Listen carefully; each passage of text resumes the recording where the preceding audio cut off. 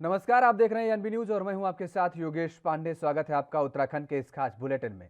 मुख्यमंत्री पुष्कर सिंह धामी ने video conferencing के माध्यम से मुख्यमंत्री वत्सल योजना का आज शुभारंभ किया।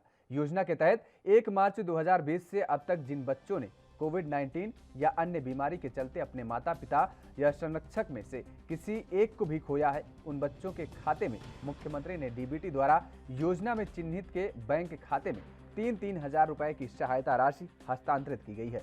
सोमवार को योजना के शुभारंभ के अवसर पर मुख्यमंत्री ने कहा कि कोरोना काल में जिन बच्चों के माता पिता व संरक्षक के चले जाने की भरपाई करना संभव नहीं है, राज्य सरकार इनका अभिभावक की तरह ध्यान रखेगी और इसके साथ ही संबंधित जिलाधिकारी सह अभिभावक के रूप में देखभाल करेंगे। उन्होंने यह भी कहा कि जिन बच्चों की आंखों में आंसू आए हैं, उनके चेहरों पर मुस्कान लाने का प्रयास हम सबका मिलकर करना होगा। दृढ़ इच्छा शक्ति, मेहनत और लगन से किसी को दुख से लड़ा जा सकता है, लेकिन इस दौरान जिलाधिकारी रंजना राजगुरु व क्षेत्रीय विधायक राजकुमार ठुकराल ने 10 बच्चों को 3-3 हजार रुपए के प्रमाण पत्र दिए गए और उनके उज्जवल भविष्य की कामना भी दी। इसमें रुद्रपुर निवासी शौर्या, सौम्या, मेघा सिंह, सूर्यांश सिंह, पीहू गोयल, अधिराज गोयल, कनक गुप्ता, धीमान सरकार, मानसी सरकार एवं ईशिका शामिल रहीं।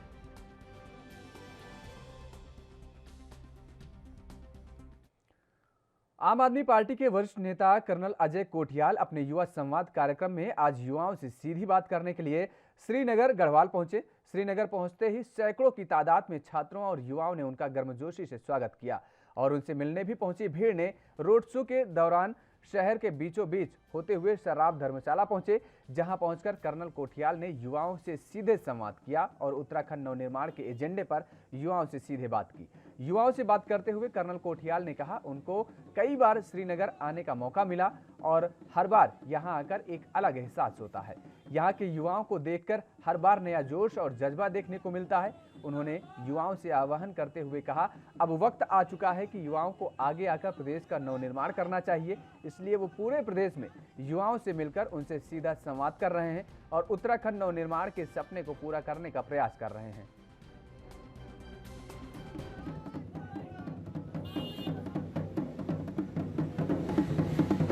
प्लेन से रेफर करके आ रहे थे और इस बेस हॉस्पिटल की जो अपने पेशेंट रखने की जो काबिलियत थी, वो काबिलियत मतलब 2/3 पे चल रही थी। अगर 100 पेशेंट रख सकते हैं तो ये 67 पेशेंट रख पा रहे थे, क्योंकि 4.5 लाख रुपए का जनरेटर। 2022 में विधानसभा चुनाव की तैयारियों को लेकर उत्तराखंड कांग्रेस का 3 दिवसीय विचार मंथन शिविर ऋषिकेश में 3 अगस्त से आयोजित किया जा रहा है। कांग्रेस के मीडिया प्रभारी राजीव महर्षि ने मंथन शिविर को लेकर कहा है कि 3 दिवसीय मंथन शिविर 3 अगस्त से 5 अगस्त तक ऋषिकेश में आयोजित किया जाएगा।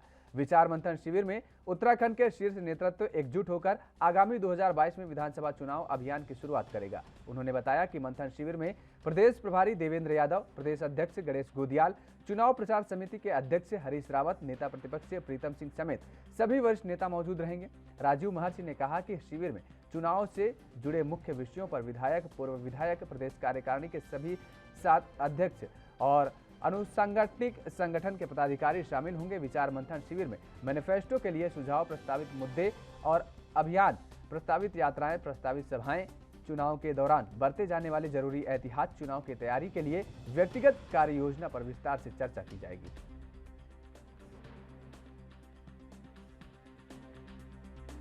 देखिए, हम लोगों का एक मंथन शिविर ऋषिकेश में होने जा रहा है, 3 दिवसीय। उसमें 3, 4, 5 अगस्त को ये कार्यक्रम होगा और इसमें हम लोग चुनाव में अपनी पूरी तैयारी के साथ उतरने का हम लोगों का प्रयास है और इसमें इसको देखते हुए तमाम नवगठित जो हमारी कमेटियां हैं उनकी मीटिंग है। इसमें हमारे प्रदेश प्रभारी माननीय श्री देवेंद्र यादव जी, हमारे प्रदेश अध्यक्ष श्री गणेश गोदियाल जी, हमारे नेता विधायक दल श्री प्रीतम सिंह जी, हमारे वरिष्ठ नेता श्री हरीश रावत जी और तमाम हमारे जो सह प्रभारी हैं, राजेश धर्मानी जी हैं, दीपिका पांडे सिंह जी हैं, हमारे तमाम विधायक हैं, हमारे तमाम पूर्व मंत्रीगण हैं, हमारे विधायक हैं और हमारे जो हमारी जो कार्यकारिणी के उपाध्यक्ष हैं, महामंत्री हैं, विशेष आमंत्रित सदस्य हैं, ये सब लोग उसमें शामिल हैं। मुख्य उद्देश्य क्या रहेगा? देखिए, जैसा कि मैंने आपको बताया कि इसमें जो हमारी नई कमेटियां बनी हैं वो कांग्रेस प्रदेश अध्यक्ष गणेश गोदियाल ने राज्य सरकार से कर्मचारियों की मांग को जल्द पूरा करने की मांग की है। कांग्रेस अध्यक्ष ने कहा है कि राज्य के सभी कर्मचारियों के फ्री डीए को लेकर सरकार रिलीज करे, पुलिस कर्मियों के ग्रेड पे को 4,600 करने और विभिन्न विभागों में कार्यरत कर्मचारियों के वेतन विसंगतियों को दूर करने की भी मांग की है। अतिथि शिक्षकों के वेतन बढ़ोतरी के शासनादेश पर भी सरकार कोई ठोस पहल नहीं कर रही है और इसके अलावा कई अन्य मुद्दों को लेकर भी गणेश गोदियाल ने राज्य सरकार पर जमकर हमला बोला।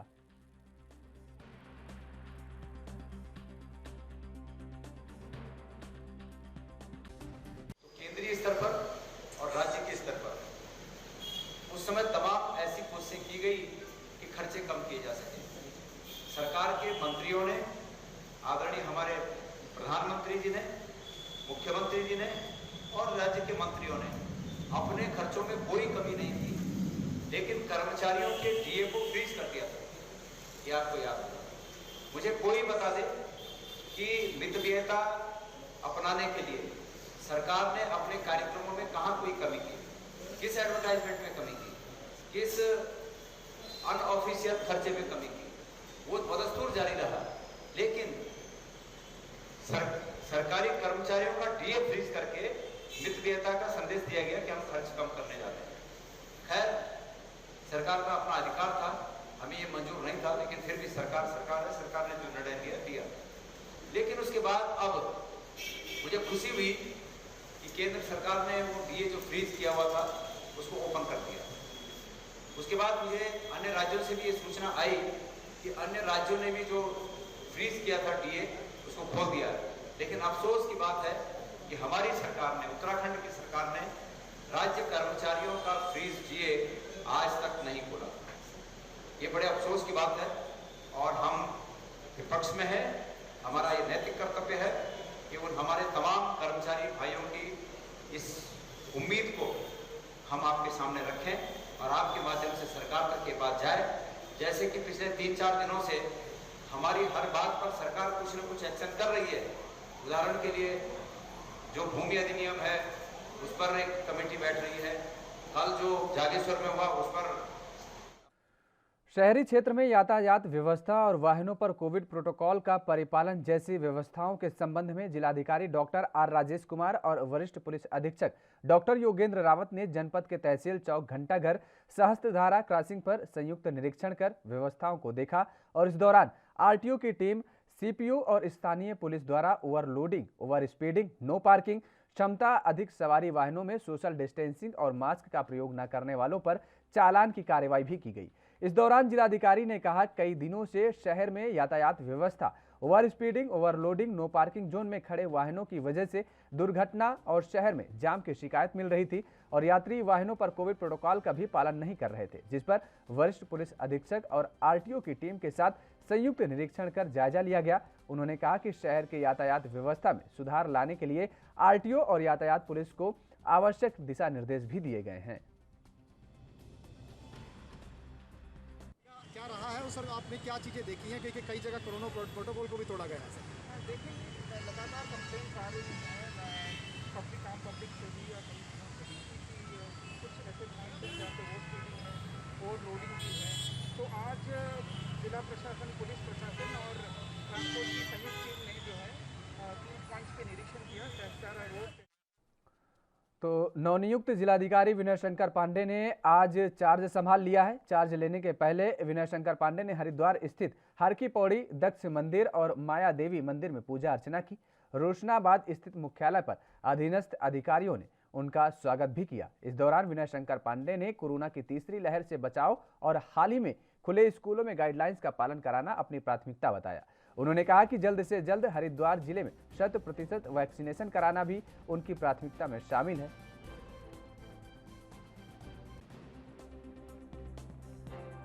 ये आज as a district magistrate Haridwar में मैंने अपना कार्यभार ग्रहण किया है और हरिद्वार के महत्व के बारे में सभी अच्छी तरह से भली भांति परिचित हैं कि एक प्रमुख तीर्थ स्थल है और साथ ही साथ यहाँ पर माँ गंगा का बहुत ही पवित्र स्थान माना गया है। जो जनरल होता है कि कोरोना की जो थर्ड वेव जिसके बारे में लगातार ये कहा जा रहा है कि वो आ सकती है और कुछ साउथ के स्टेट्स में नंबर ऑफ़ केसेस भी बढ़ रहे हैं, तो हमें अपनी प्रिपरेशन को पहले से ही मजबूती से रखना है ताकि कम से कम लोग प्रभावित हों। वैक्सीनेशन ड्राइव हमारी बहुत अच्छी होनी चाहिए और प्रयास ये होना चाहिए कि हमारी मैक्सिमम जो यहाँ की पॉपुलेशन है वो उनका वैक्सीनेशन प्रॉपरली हो जाए। और सावन माह के दूसरे सोमवार को शिव भक्तों की मंदिरों में भारी भीड़ लगी। मास्क पहनकर श्रद्धालु कतारों में लगकर शिवलिंग पर जलाभिषेक किए। बता दें कि रूबी के शिव लाइन स्थित शिव मंदिर में शिव भक्तों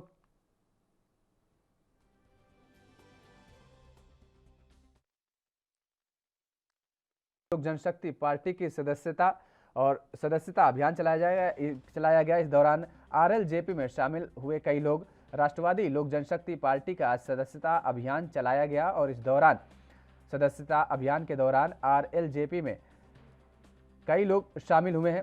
लक्सर में आज राष्ट्रवादी लोक जनशक्ति पार्टी ने सदस्यता अभियान चलाया, जिसमें लक्सर के कद्दावर नेता अजय वर्मा शामिल हुए। अजय वर्मा के साथ कई लोगों ने पार्टी की सदस्यता ग्रहण की। सदस्यता कार्यक्रम में पार्टी के राष्ट्रीय अध्यक्ष शेर सिंह राणा ने भाग लिया। कार्यक्रम में आए राष्ट्रीय संयोजक शेर सिंह राणा ने कहा कि पार्टी का मूल उद्देश्य लोगों को भ्रष्टाचार से मुक्ति दिलाना, रोजगार के अवसर पैदा करना जैसे कई मुद्दे हैं जिन पर पार्टी कार्य कर रही है। लक्सर में लोगों ने राष्ट्रवादी लोक जनशक्ति पार्टी सदस्यता कार्यक्रम में बढ़ चढ़कर हिस्सा लिया और इस दौरान अजय वर्मा ने पार्टी को मजबूत करने की बात भी कही। सामाजिक कार्य करते हुए मेरा टारगेट कभी नहीं रहा कि कोई पद मिले, और जिनको काम करना होता है उन्हें पद की ज़्यादा इच्छा भी नहीं रखनी चाहिए।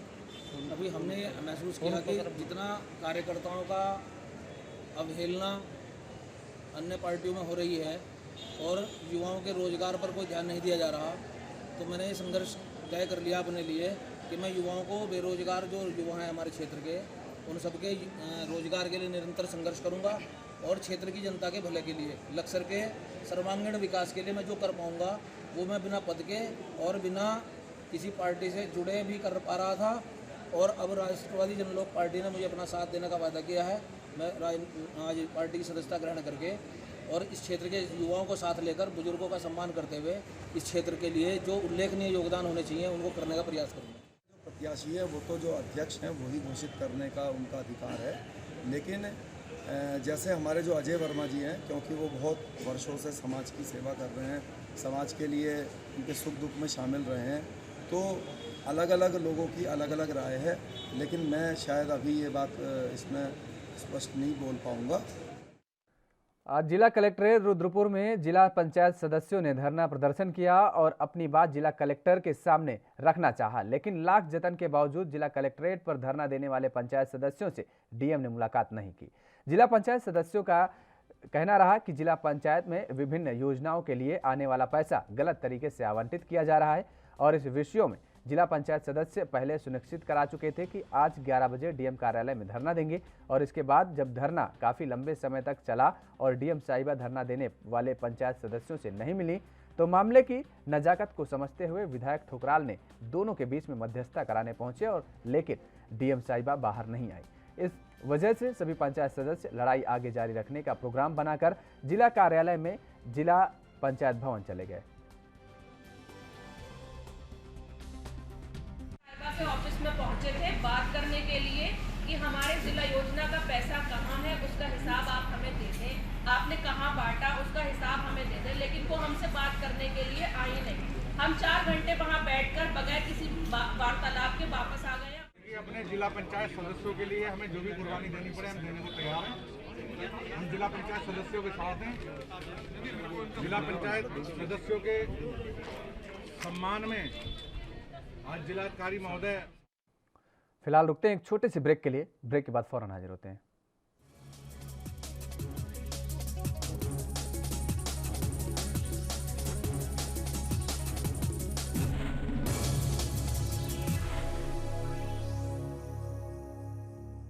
ब्रेक के बाद एक बार फिर आप सभी का स्वागत है। खबरों में आगे बढ़ेंगे। उधम सिंह नगर के किच्छा में आशा कार्यकर्ताओं ने अपनी मांगों को लेकर धरना प्रदर्शन किया और इस दौरान जोरदार प्रदर्शन किया। किच्छा के सामुदायिक स्वास्थ्य केंद्र में 5 सूत्रीय मांगों को लेकर आशा वर्करों ने प्रदेश सरकार के खिलाफ मोर्चा खोल दिया।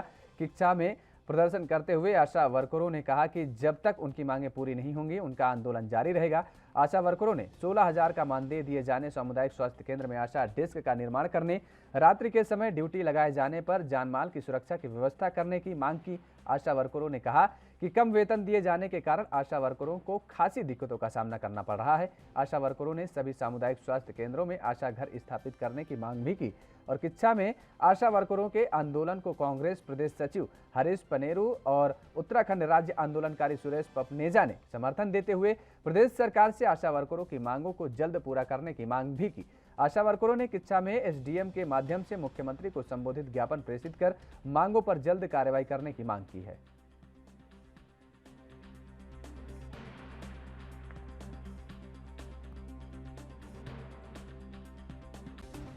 कोरोना काल जो 1 साल बीत गया, इस दौरान आशा कार्यकर्ताओं ने अपनी जान को जोखिम में डालकर जनता की सेवा घर घर जाकर की। प्रदेश सरकार ने तब घोषणा की थी कि आशा कार्यकर्तियों को हम 25,000 रुपये मानदेय देंगे। घोषणा की है मुख्यमंत्री जी ने तत्कालीन। और कई आशा कार्यकर्ती ऐसी हैं जिन्होंने अपनी जान गंवाई, उनको कोई आर्थिक मदद सरकार की ओर से नहीं मिली है।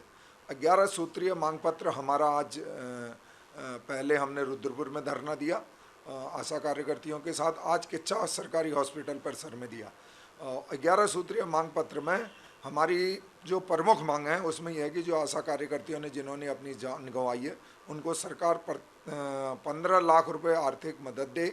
आशा कार्यकर्तियों को जो 25,000 रुपये मानदेय देने की बात है वो दे, और उनकी जान माल की सुरक्षा के बारे में उनको क्योंकि वो एक सबसे निम्न स्तर का जो काम होता है उसको करने का काम आशा कार्यकर्ती करती हैं, तो हमारी बैकबोन है वो।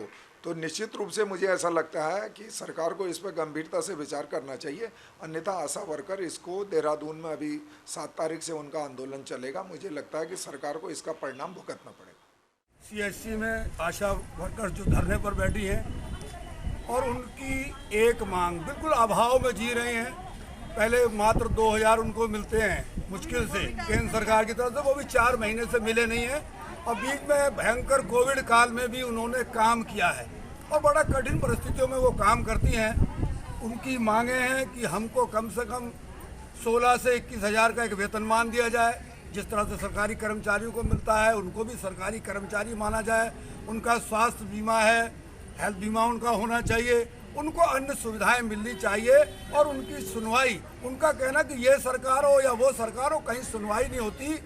मैं कहना चाहता हूँ यहाँ मुख्यमंत्री जी से, यहाँ के स्वास्थ्य मंत्री जी से, केंद्र की सरकार से कि आशा वर्कर्स जो कि गांव में एक इकाई की तरह सबसे पहली यूनिट है स्वास्थ्य की, उसमें काम करती हैं, बड़ी मेहनत से काम करती हैं और बड़े अभाव में जी रही हैं। और आज इतनी भयंकर गर्मी में किच्छा सीएचसी में यहाँ पर 195 हैं सारे ग्रामीण क्षेत्र में आशा वर्कर्स धरने पर बैठी। मैं सरकार से चाहूँगा कि उनकी तुरंत मांगों को माना जाए।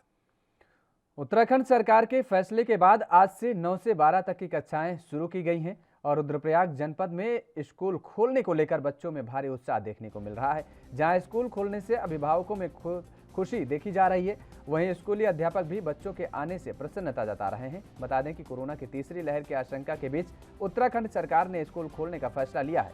आज से पूरे प्रदेश में 9 से 12 तक के स्कूल खुल चुके हैं और स्कूलों में बच्चों के आने से माहौल भी काफ़ी अच्छा लगा। वहीं रुद्रप्रयाग जनपद में 109 माध्यमिक, 81 इंटर कॉलेज और 28 हाई स्कूल हैं, जहां स्कूल खुलने से बच्चों में भारी उत्साह बना हुआ है। हालांकि स्कूल खुलने के पहले दिन 50% बच्चों ने ही उपस्थिति दी, लेकिन धीरे धीरे सभी बच्चे स्कूलों में आने लगेंगे।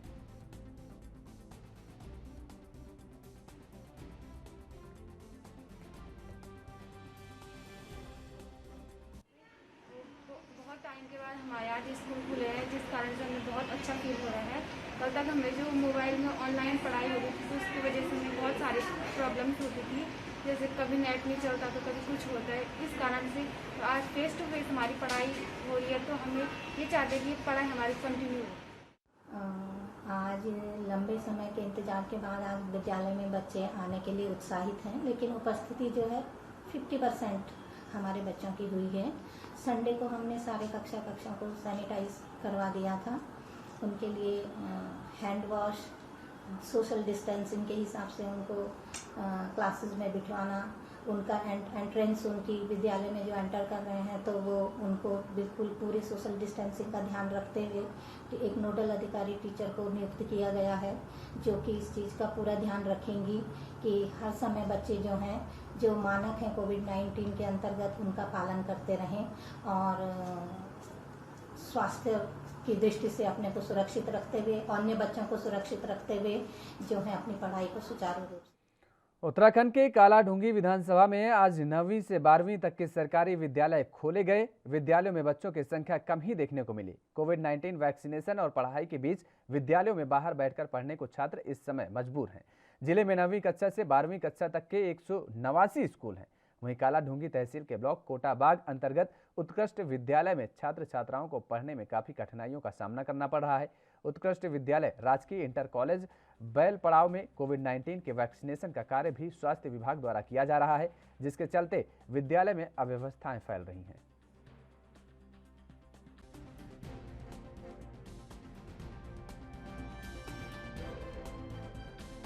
2021 से विद्यालय उत्तराखंड सरकार के शासना निर्देशानुसार बच्चों की संख्या 66% तो नहीं है, कमी है और कोविड नियमों का पालन करते हुए तो जितना हमसे हो सकता है उतना हम करें और अच्छा लगे। सर अभी यहाँ क्योंकि 3 कमरे हमारे कोविड में हैं, जिससे अगर 6, 7, 8 वाले बच्चे। उधर आज रुड़की के आदि धर्म समाज के सभी कार्यकर्ताओं ने मिलकर रुड़की एसडीएम को ज्ञापन सौंपा। आपको बता दें कि आदि धर्म समाज के कार्यकर्ताओं ने रुड़की एसडीएम को ज्ञापन सौंपा है। उन्होंने जानकारी देते हुए बताया कि आचार्य अनिरुद्धाचार्य द्वारा भगवान वाल्मीकि को लाइव चैनल वृंदावन के माध्यम से भगवान वाल्मीकि की छवि धूमिल करने का प्रयास किया गया है। इस कारण पूरे वाल्मीकि समाज में रोष व्याप्त है, जिसको देखते हुए आज उनके द्वारा रुड़की एसडीएम अपूर्वा पांडे को ज्ञापन सौंपा गया।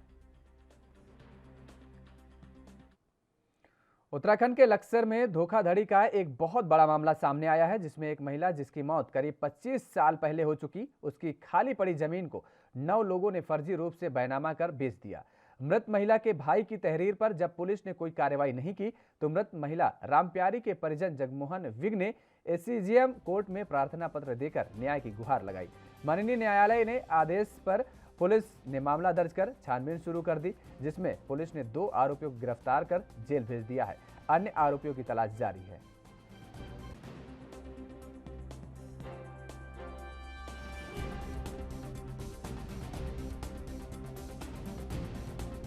अभी जो है एक मुकदमा दर्ज हुआ है मार्च के महीने में दर्ज हुआ था जमीन के साथ फौर्जरी के संबंध में कि फर्जी आदमी खड़ा करके रजिस्ट्री कराई गई है। उसकी इन्वेस्टिगेशन चल रही है थाना लक्सर से। उसमें डीएचएफ द्वारा जो है 2 लोगों की कल अरेस्टिंग की गई है और उन्हें अरेस्टिंग। उत्तराखंड के इस खास बुलेटिन में फिलहाल मेरे साथ इतना ही। बाकी खबरों के लिए आप देखते रहिए ANB न्यूज़।